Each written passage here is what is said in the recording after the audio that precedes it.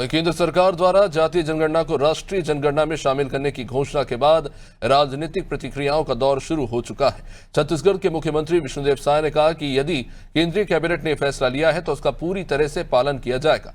वहीं उत्तर प्रदेश के उप मुख्यमंत्री केशव प्रसाद ने इस फैसले का स्वागत किया और इसे ऐतिहासिक बताया। बिहार में आरजेडी नेता तेजस्वी यादव ने कहा कि उनकी 30 साल पुरानी मांग की जीत है। तो वहीं केंद्रीय मंत्री चिराग पासवान ने भी प्रधानमंत्री मोदी के इस फैसले की जमकर सराहना की। केंद्रीय कैबिनेट में अगर निर्णय हुआ है तो होगा ही। कैबिनेट तो सुप्रीम पावरफुल रहता है, जो उसमें डिसीजन होता है वो तो होता ही। फायदा होगा तभी निर्णय लिया गया है। अब फायदा क्या क्या होगा उसके लिए देखना तो पड़ेगा, इंतजार तो करना पड़ेगा। नरेंद्र मोदी जी के नेतृत्व में केंद्रीय कैबिनेट के द्वारा आज जो जनगणना देश की होनी है उसमें जाति जनगणना का विषय जोड़ा गया है। इसका मैं हृदय से स्वागत करता हूं, अभिनंदन करता हूं। और यह फैसला माननीय प्रधानमंत्री श्री नरेंद्र मोदी जी के नेतृत्व वाली सरकार ही ले सकती थी। कांग्रेस ने देश में 60 साल शासन किया और जब सत्ता से बेदखल हो गए, जब पिछड़ी जाति के एक गरीब माँ बाप के बेटे को देश की सत्ता देश की जनता ने सौंपी तो वह जाति जनगणना की मांग करने लगे।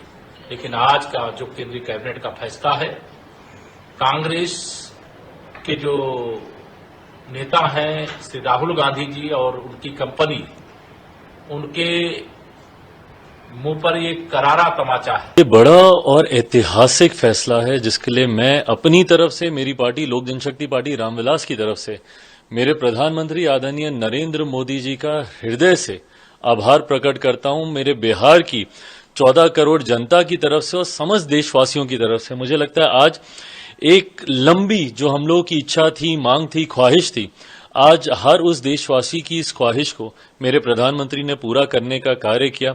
लंबे समय से मैं, मेरी पार्टी इस बात की हम लोग मांग करते थे और कई बार हम लोगों को एक दूसरे के सामने दिखाया जाता था यही कह के कि बीजेपी अलग राह पर है तो उनके सहयोगी चिराग पासवान अलग राह पर हैं जब वो जातीय जनगणना की वो मांग करते हैं। पर आज एक बार फिर से साबित हुआ कि हमारी सरकार हर उस फैसले को लेगी जो जनता के हित में हो, जो गरीबों के हित में हो। देखिए, ये हम लोगों की 30 वर्ष पुरानी मांग रही है और ये हमारे पुरखों की जीत है, समाजवादियों की जीत है, लालू जी की जीत है। आपको पता होगा 96-97 में भी कैबिनेट से जो है पास किया गया था कि 2001 का जो होगा उसमें जनगणना जो होगी उसमें जाति आधारित गणना भी कराया जाएगा। लेकिन उस समय अटल बिहारी जी सरकार में थे 2001 में, तो ये नहीं हो पाया। फिर हम लोगों की मांग थी, मनमोहन जी प्रधानमंत्री बने 2011 में हुई, तो जातीय जनगणना जो है और इसमें इंक्लूड किया गया था। और पहली बार 17 महीने में किसी राज्य ने अपने बलबूते जो है कराया, तो वो महागठबंधन हमारी सरकार थी। तब जो है बिहार में जाति आधारित गणना हुई। सबसे पहले तो राहुल जी को बधाई देना चाहूंगा और उनके साथ समविचार रखने वाले उन सभी लोगों को जो बार बार इस बात को उठा रहे थे कि जातिगत जनगणना होनी चाहिए ताकि सरकारें जो बजट के पैसे को खर्च करें वो इस बात को जान के खर्च कर सकें कि समाज का कौन सा वर्ग है जो पीछे रह गया।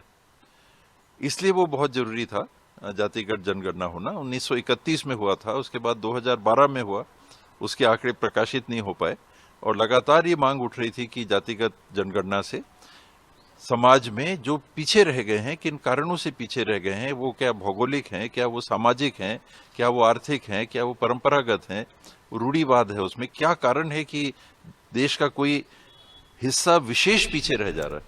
आप एक ही शहर में रह रहे हैं लेकिन कोई पीछे है, कोई आगे है। कहीं ऐसा तो नहीं कि बात कुछ और